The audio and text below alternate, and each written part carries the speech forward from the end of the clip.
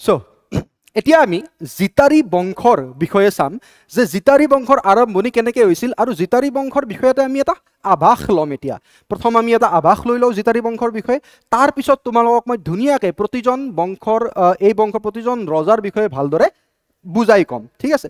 আৰু আভাস যেতিয়া আমি ল'ম, এটা আভাস ল'ম প্ৰথমতে জিতাৰী বংশৰ ৰজাৰ, আৰু তাৰ সময়তে সমসাময়িকভাৱে মই তোমালোকক সেই বংশৰ এটা বহুত গুৰুত্বপূৰ্ণ আৰু ইণ্টাৰেষ্টিং ষ্টৰি এটা ক'ম, যিটো আমাৰ অসমৰ ইতিহাসৰ লগত জড়িত হৈ আছে।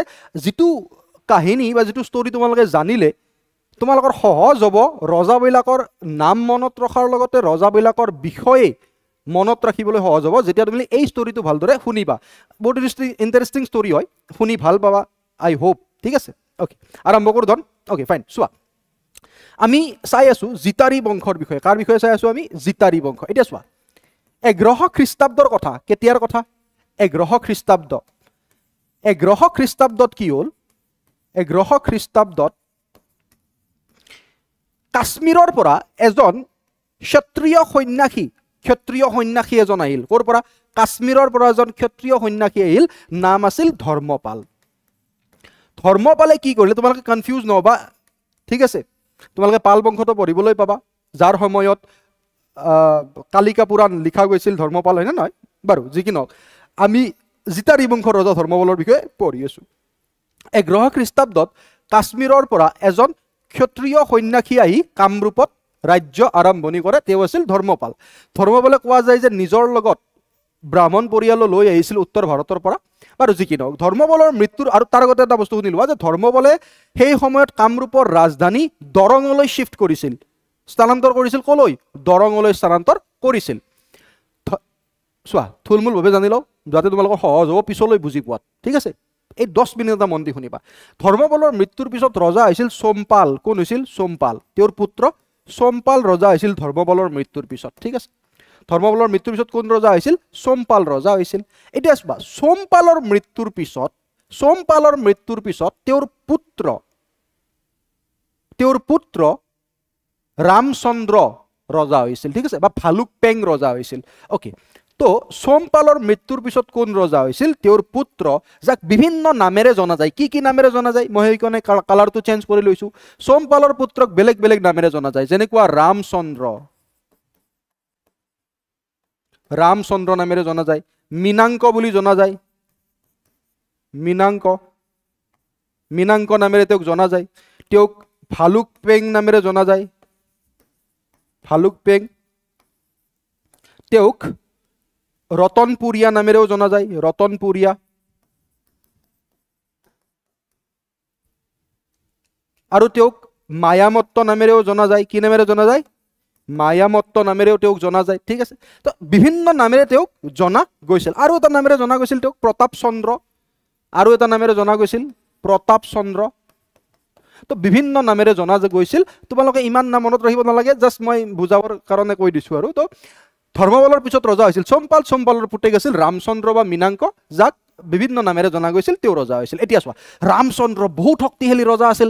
কাহিনী ষ্টাৰ্ট হয় ইয়াৰ পৰাই, শুনিবা, মন দি শুনিবা, ঠিক আছে। চোৱা ৰামচন্দ্ৰ প্ৰবল প্ৰতাপী ৰজা আছিল। ৰামচন্দ্ৰ বা মীনাংকই, আমি এটা নাম ধৰিম যাতে তোমালোকে বুজি পোৱাত সহজ হয়, ৰামচন্দ্ৰ বুলি ধৰিম আমি। তো ৰামচন্দ্ৰ প্ৰবল প্ৰতাপী ৰজা আছিল।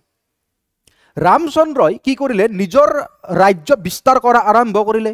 ৰামচন্দ্ৰই আৰম্ভণিতে নিজৰ ৰাজ্য দৰঙৰ পশ্চিমৰ পৰা শোণিতপুৰৰ বিশ্বনাথলৈ বিস্তৃত কৰিছিল, ঠিক আছে।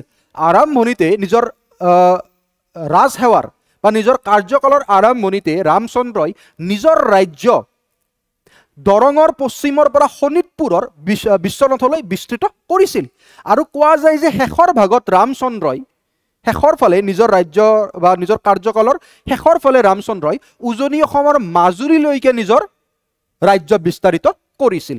আৰু মাজুলীত ৰামচন্দ্ৰই নিজৰ ৰাজধানী এখনো পাতিছিল, ৰত্নপুৰ নামৰ। কি নামৰ? ৰত্নপুৰ নামৰ, পিছৰ ভাগত, পিছৰ ফালে, ঠিক আছে। এতিয়া চোৱা, তো ৰামচন্দ্ৰ এজন প্ৰবল প্ৰতাপী ৰজা আছিল, যোনে আমি থুলমূলভাৱে গম পালোঁ যে যোনে নিজৰ ৰাজ্য দৰঙৰ পৰা সেইফালে শোণিতপুৰলৈ বিস্তৃত কৰিছিল আৰু পিছলৈ উজনি অসমৰ মাজুলীলৈকে বিস্তৃত কৰিছিল।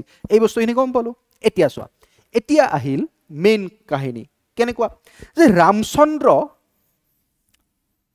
মই ইতিহাসৰ পৰা কৈ আছোঁ, নিজে বনাই কোৱা নাই, ঠিক আছে।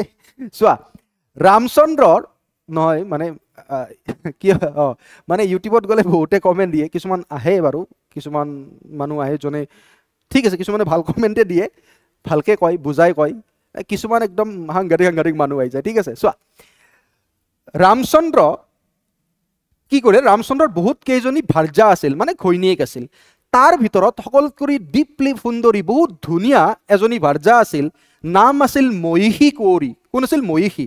ৰামচন্দ্ৰৰ ভাৰ্যা ধুনীয়া ডিপলি সুন্দৰী ভাৰ্যাজনীৰ নাম কি আছিল? মহিষী। মহিষীক আৰু এটা নামেৰে জনা যায় চন্দ্ৰপ্ৰভা বুলিও জনা যায়, কিছুমান বুকত পাবা চন্দ্ৰপ্ৰভা। ঠিক আছে, বহুত ধুনীয়া আছিল মহিষী বা চন্দ্ৰপ্ৰভা ৰাণী, বহুত ধুনীয়া আছিল, ৰামচন্দ্ৰৰ সকলোতকৈ সুন্দৰী ভাৰ্যা আছিল।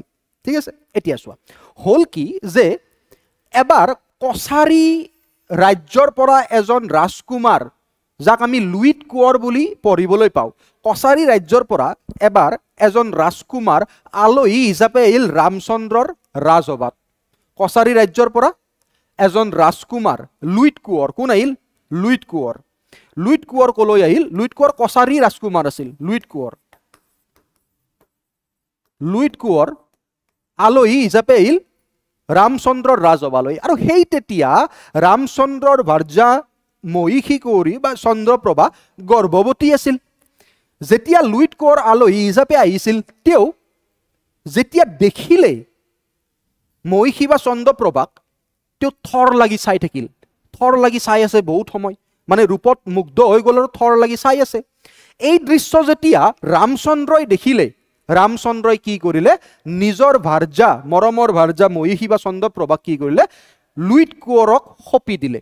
মানে আগৰ দিনত কি আছিল জানা, সতীত্ব, মানে সতীত্বৰ ওপৰত প্ৰশ্ন আহি গৈছিল যদি কোনোবাই আসক্ত নয়নেৰে যদি বা আসক্তি নয়নেৰে যদি কাৰোবাক একেলেঠাৰিয়ে চাই থাকে, কোনোবা পুৰুষে যদি কোনোবা মহিলাক নিজৰ আসক্ত ভৰা নয়নেৰে যদি একেলেঠাৰিয়ে চাই থাকে ন, সতীত্বৰ ওপৰত প্ৰশ্ন আহি যায়।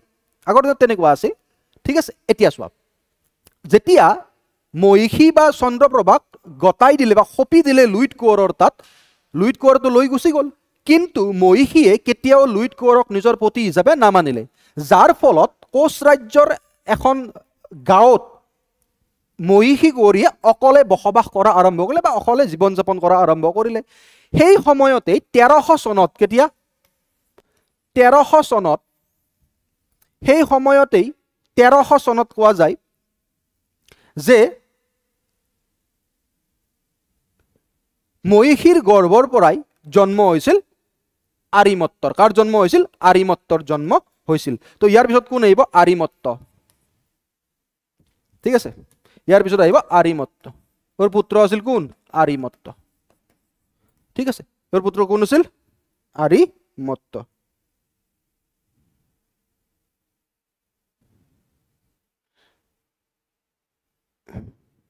ঠিক আছে, এতিয়া চোৱা তো আৰিমত্তৰ জন্মৰ পিছত আৰিমত্তক কেতিয়াও আত্ম অভিমানৰ কাৰণে বা তোমাৰ কি বুলি কয়, এইটো কি বুলি কওঁ যে মহিষী বা চন্দ্ৰপ্ৰভাই কেতিয়াও মানে নিজৰ পুতেক আৰিমত্তক দেউতাকৰ বিষয়ে নকলেই, যে দেউতাক কোন আছিল, ৰামচন্দ্ৰ যে দেউতাক আছিল নকলেই।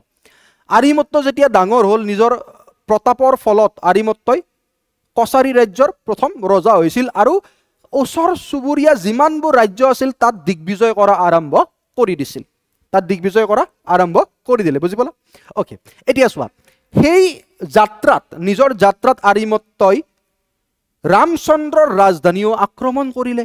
ৰামচন্দ্ৰই যেতিয়া ৰামচন্দ্ৰৰ ৰাজধানী আক্ৰমণ কৰিলে, কোৱা যায় যে ৰামচন্দ্ৰ, দেউতাক ৰামচন্দ্ৰ আৰু পুতেক আৰিমত্তৰ লগত দুয়োৰো তুমুল সংঘৰ্ষ হৈছিল আৰু এখন ডাঙৰ যুদ্ধ হৈছিল, যি যুদ্ধত আৰিমত্তই নিজৰ পিতৃ ৰামচন্দ্ৰক নিজ হাতেৰেই হত্যা কৰিছিল বা বধ কৰিছিল।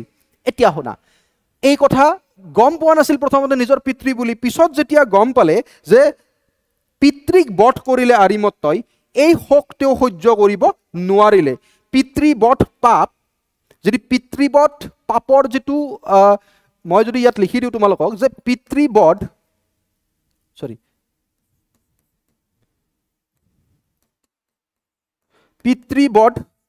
পাপ তেওঁ সহ্য কৰিব নোৱাৰিলে। চ' পিতৃবধ পাপ খণ্ডন কৰিবৰ নিমিত্তে, এই পাপ খণ্ডন কৰিবৰ নিমিত্তে বিভিন্ন দান দক্ষিণা দিয়া আৰম্ভ কৰিলে কোনে বিভিন্ন দান দক্ষিণা দিয়া আৰম্ভ কৰিলে আৰিমত্তই ঠিক আছে আৰু কোৱা যায় এটা এনেকুৱা আছে যে বিশ্বনাথত সেই সময়ত কি হৈছিল যেতিয়া তেওঁ গম পালে যে নিজৰে পিতৃ আছিল তো পিতৃক বধ কৰিলে তাৰপিছত কোৱা যায় যে নিজৰ যিখন ধনুকাৰেৰে তেওঁ বধ কৰিছিল সেই ধনুখন লৈ গৈ কিনে বিশ্বনাথৰ এটা পুখুৰীত দলিয়াই দিছিল তেওঁ আৰু তাৰ পিছৰ পৰাই সেই বিশ্বনাথৰ যিটো পুখুৰী আছিল সেই পুখুৰীটোক বিশ্বনাথৰ যিটো পুখুৰী আছিল সেই পুখুৰীটোক ধেনুপৰা পুখুৰী বুলি কোৱা গৈছিল কি বুলি কোৱা গৈছিল ধেনুপৰা পুখুৰী মানে তাত ধনুকাৰখন দলিয়াই দিছিল যিডালেৰে পিতৃক হত্যা কৰিছিল আৰিমত্তই ঠিক আছে এতিয়াও আছে ধেনুপৰা পুখুৰী এতিয়া চোৱা আৰিমত্তই পিতৃবধ যিটো পাপ আছিল ইয়াৰ খণ্ডন কৰিবৰ কাৰণে দান দক্ষিণা আৰম্ভ কৰিলে কিন্তু তাৰ পিছত শান্তি নাপালে তেওঁ আৰু তাৰ পিছত কোৱা যায় যে তেওঁ নিজৰ পুত্ৰ ৰত্নসিংহক কাক আৰিমত্তৰ পিছত কোন ৰজা হৈছিল ৰত্নসিংহ আৰিমত্তৰ পিছত ৰজা হৈছিল মই এইফালে লৈ আহিছো আৰিমত্তৰ পিছত ৰজা হৈছিল ৰত্নসিংহক ৰাজসিংহাসন দি আৰিমত্ত ব্ৰহ্মপুত্ৰৰ কাষত থকা জংগললৈ গুচি গৈছিল আৰু কোৱা যায় যে ৰত্নসিংহৰ পিছত ৰজা হৈছিল শ্ৰীকালাংক কোন শ্ৰীকালাংক আৰু শ্ৰীকালাংকৰ পিছত ৰজা হৈছিল মৃগাংক বা জোঙাল বলৌ কোৱা যায় যে মৃগাংক বা জোঙাল বলৌৱে এদিন হৰিণা চৰিবলৈ যোৱাতে নিজৰ যে মানে কোৱা যায় যে যেতিয়া জোঙাল বলৌ হৰিণা চৰিবলৈ গৈছিল মানে চিকাৰত গৈছিল তেতিয়া হৰিণা বুলি ভাবি ধ্যানমগ্ন হৈ থকা আৰিমত্তক হত্যা কৰিছিল হত্যা কৰা মানে আৰিমত্তক বধ কৰিছিল মানে হৰিণা বুলি ভাবি ধনুকাৰ চলাই দিলে তো আৰিমত্তক তেনেকৈ বধ কৰিছিল বুলি কয় মৃগাংক বা জোঙাল বলৌৱে এনেকুৱাকেও ইতিহাসৰ বুকত উল্লেখ দেখিবলৈ পাওঁ আমি ঠিক আছে ওকে তো এতিয়া আমি ভালদৰে চাম যে আই হোপ তোমালোকে এতিয়া এই সিকুৱেন্সবোৰ বুজি পালা প্ৰথমতে সিকুৱেন্সবোৰ বুজি পালা বুলি মই আশাবাদী মানে কাৰণ প্ৰথম ৰজা কোন আছিল চম্পাল হ'ল তাৰপিছত কোন হ'ল তাৰপিছত আৰিমত্ত তাৰপিছত ৰত্নসিংহ তাৰপিছত শ্ৰীকলাংক তাৰপিছত মৃগাংক বা জোঙাল বলৌ এতিয়া আমি প্ৰতিজন ৰজাৰ বিষয়ে ভালদৰে লাগতিয়াল বস্তুখিনি চাই যাম যাতে তোমালোকে পৰীক্ষাত লিখিব পাৰা বা নিজে জানি থোৱাটো গুৰুত্বপূৰ্ণ ঠিক আছে ওকে ফাইন তো let's move to the new topic